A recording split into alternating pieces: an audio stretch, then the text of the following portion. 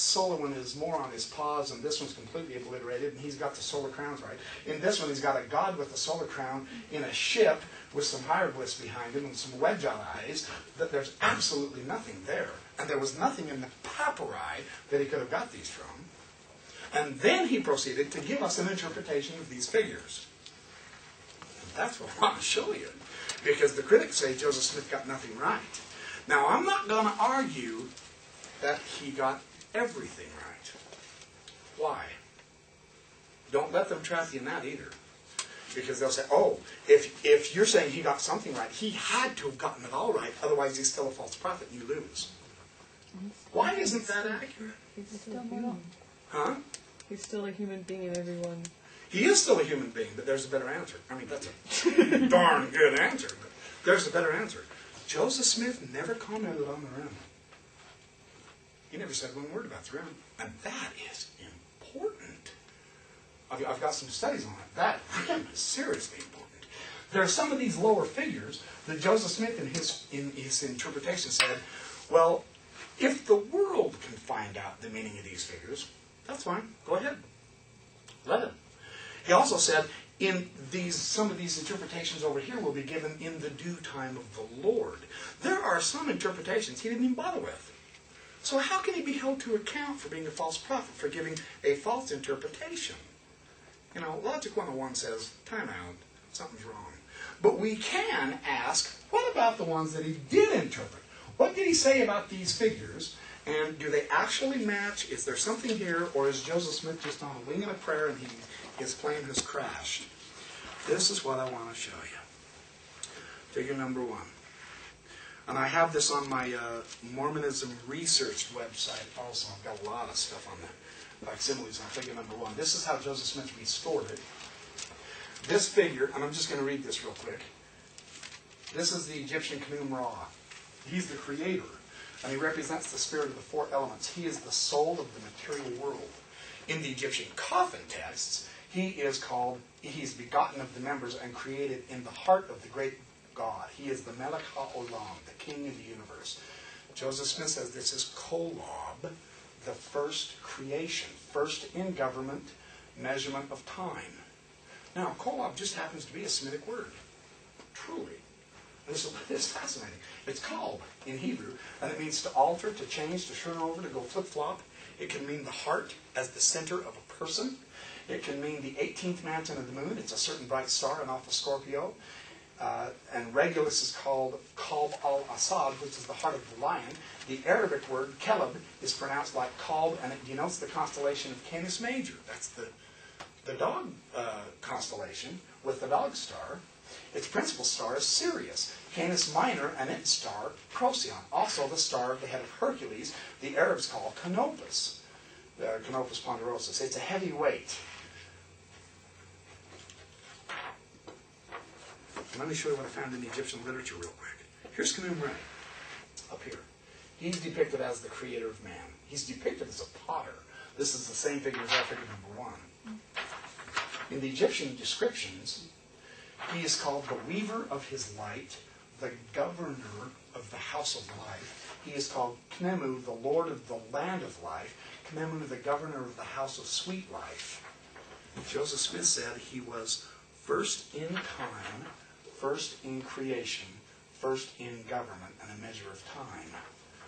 The apes, with the plumb bob line in Egyptian, measures the hours, so it's a measurement of time. Joseph Smith didn't miss that. That's what it is. Notice he's not telling us the name of the figure, though. He doesn't say, yes, this is Khnum Ra. Of course not. Who cares? Who cares what the identification of the person is? He's describing the function. Isn't that interesting? And that is what gives it the meaning. You can say, well, this is Khnum Ra. Well, what's that mean? Soul. What does he do? That's where Joseph Smith shines. So let me show you another one real quick. Oh, that one I'm going to save for a minute. That one I'm going to save for a minute. Oh, okay. Here's another good one. Man, I've got some dust all over. Can you see that? Yeah, that's all right. Okay, this is another hypocephalus. This is the Walter Nash hypocephalus. Now, in the majority of hypocephali, this is true. And you'll see that if you I was going to bring some and I forgot them. I'm very forgetful. I've got Halfheimer's. I'm not old enough yet for Alzheimer's. I just forget some things, not all things. My name is John. Anyway, they say that this figure here is always depicted as a four-headed seeing deity, and that's pretty true. Joseph Smith drew him with two heads. Well, two isn't four. Joseph Smith blew it. Yet, in the Walter Nash Hypocephalus, the same seated figure, he's not down here in the center, that's true. They've moved it up here, but he's only got the two heads. And he's looking back and forth. He's looking, this is a Janus figure. Do any of you know who the Roman god Janus was? He's the two-headed deity. I just happen to have a really good picture of him. Right here. Right there. There's, oh, I can't see that. Let's see if I can turn it over. He's a two-headed deity. He's looking into the past and he's looking into the future. He's a being of time. He's a Janus figure, properly so. Now, they say Joseph Smith blew it because he drew two heads. There's another two-headed ram here that they've got in the Egyptian art, and then another two-headed ram on a boat, which is kind of interesting in the art. So what I did is I gathered a couple of sources, and I said, the idea of two heads is not technically incorrect because it's a two-headed deity that is depicted in other areas of the Egyptian art. So, and we now have it on the Walter Nash Hypocephalus. So there's always exceptions. The critics hate exceptions. They want things one to one. Unfortunately, the Egyptians don't do it that way. And Joseph Smith didn't technically give us the correct names of the deities. In fact, he didn't name any of them. If you read those interpretations, he is describing the functions. How much time have I got? 2 hours? 40 minutes. Good. 40 minutes? Well, I'll slow down. Kidding. Now you guys are serious. Figure 7. It's upside down in our. Let me put him way up top. This is right set up. He's upside down in the hypocephalus. He's on the lower half. Now, you notice in your hypocephalus, it's kind of divided in half.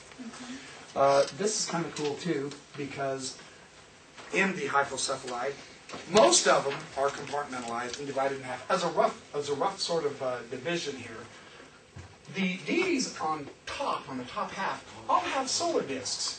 Solar crowns, wings that signify the rakia, the expanse. It has to do with the heavens. The heavenly, this is the solar, and underneath is the mother cow, which is the heifer cow, which is Chthonian. That is, it has to do with the earth. So what these do is they combine them in a circle, and you're marrying heaven to earth. You're combining all things on earth as it is in heaven. So that this is cosmology involved with our earth lives. Most hypocephali do that. So this figure here, that was way down here. This figure here, and I can't read it upside down, so I'm going to turn it right back right side up. Now, on this particular figure, this is figure 7, in fact, 7 number 2. I decided, this is probably one of the more controversial figures, and I'll explain why. But I thought, all right, what can I find about this? I started gathering a whole bunch of junk, and it dawned on me pretty quick after I had about 6 piles of stuff, that I thought, gosh, there's enough here. I think I'm going to record while I'm reading. And then I'll take notes from it later, and then I'll write my paper on it. On this one figure, I ended up with 15 hours of recording. There's that much stuff to this. What I did was I took it apart. I analyzed it piece by piece. First, this bird-like figure. Then this wedge-shut eye. Then the idea of him presenting the wedge-shut eye. Then this figure sitting on a throne, which is a cube of space. I've never heard any commentator describe that as the cube of space yet. Found some cool stuff on that. Then he's got the Horus Hawk body, the wings, the tail, and all that. So, and they say there's 2 interpretations. And I took the, quote, grosser, more blasphemous interpretation